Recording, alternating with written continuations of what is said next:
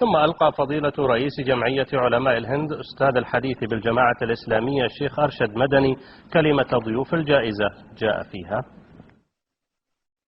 خادم الحرمين الشريفين الملك عبد الله بن عبد العزيز آل سعود، حفظكم الله ورعاكم وسدد خطاكم. لقد شرفني إخواني ضيوف جائزة نايف بن عبد العزيز آل سعود العالمية للسنة النبوية والدراسات الإسلامية المعاصرة بأن أقف بين يدي مقامكم الكريم معبرا عن مشاعرهم نيابة عنهم.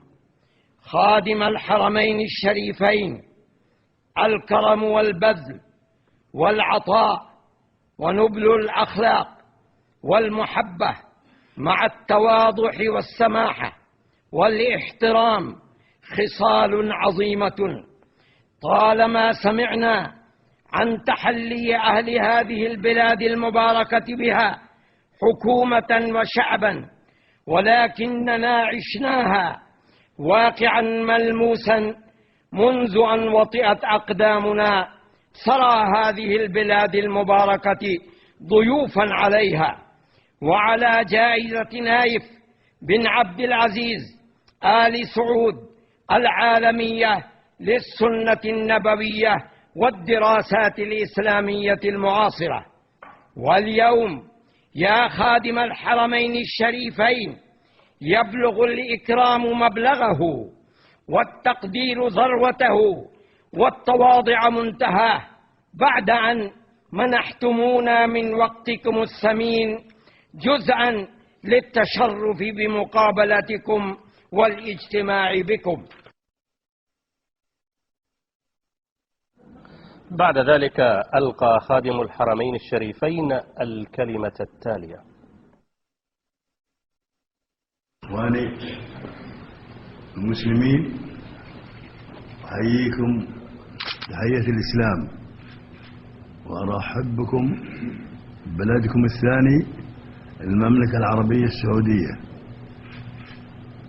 إخواني، لا شك أنكم تفهمون العالم الإسلامي أكثر مني، وأبشركم أن العالم الإسلامي الآن في جميع الدول أو القارات بأنه عزيز ولله الحمد بإرادة الرب عز وجل. ومهما كان عملوا أعداء الإسلام أو من أبناء الإسلام هم أعداء الإسلام، مهما عملوا لن يؤثر في العقيدة الإسلامية ولا المسلمين ولله الحمد أقوياء بالرب عز وجل، وأقوياء بالتكاتف فيما بينهم، وأقوياء بكلمتهم الوحيدة لا إله إلا الله محمد رسول الله. وهذه ولله الحمد يعني هي الجارية في جميع أنحاء العالم. أتمنى لكم التوفيق، وأتمنى لكم السداد، وأرجو منكم فردا أن يكون رسول خير للعقيدة الإسلامية في أي بقعة من بقاع الأرض. هذا ما أتمناه، وأدعو لكم بالتوفيق، وشكرا لكم.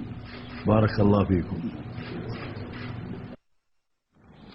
حضر الاستقبال صاحب السمو الملكي الأمير عبد العزيز بن بندر بن عبد العزيز مساعد رئيس الاستخبارات العامة، وصاحب السمو الملكي الأمير منصور بن ناصر بن عبد العزيز مستشار خادم الحرمين الشريفين، وصاحب السمو الأمير الدكتور بندر بن سلمان بن محمد آل سعود مستشار خادم الحرمين الشريفين، وصاحب السمو الملكي الأمير محمد بن سعود بن نايف بن عبد العزيز عضو الهيئة العليا للجائزة، وصاحب السمو الملكي الأمير فهد بن نايف بن عبد العزيز عضو الهيئة العليا للجائزة.